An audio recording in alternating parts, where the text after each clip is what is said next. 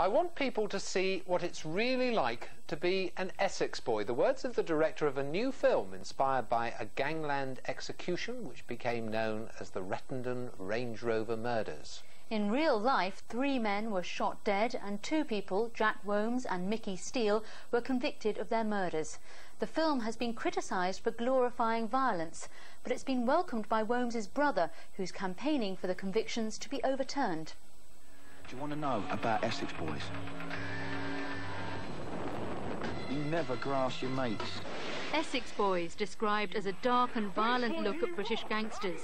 Granada Film says the characters are fictional, but the story is inspired by a true event. That event was the murder of Patrick Tate, Craig Rolfe and Anthony Tucker in December 1995. They were shot through the head with a pump-action shotgun in their Range Rover on an isolated farm track. The book Essex Boys was written by one of Tucker's friends, but he's unimpressed by the film.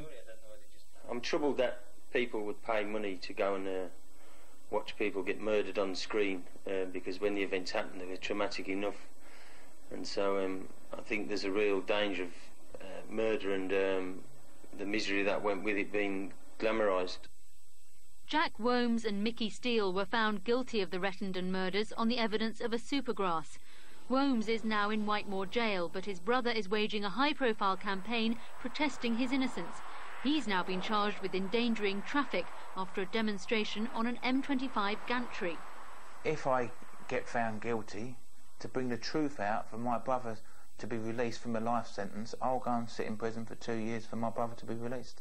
I thought the film was good. That's all that'll do is just create more interest to boost my campaign. But one of the men who led the investigation 4 years ago thinks the film will shed little light on the real case. It's a film, it's there to entertain and titillate the public, I think, and any resemblance between that and the murder inquiry, I suspect, will be miles apart. I have absolutely no doubt that the 2 men who are now serving substantial sentences were those who committed these horrendous crimes on that date. I can put you in the right place at the right time to hit the courier. Essex Boys was shot on location in Clacton, Brightlingsea and Southend, with stars Sean Bean and Alex Kingston. Its director is quoted as saying he was attracted to the story as Essex appeared to have become the crime centre of Britain. Not a description you'd think many people in the county would recognise or welcome. And the film is being premiered in Southend on Monday. Now this weekend, hundreds of people across the region will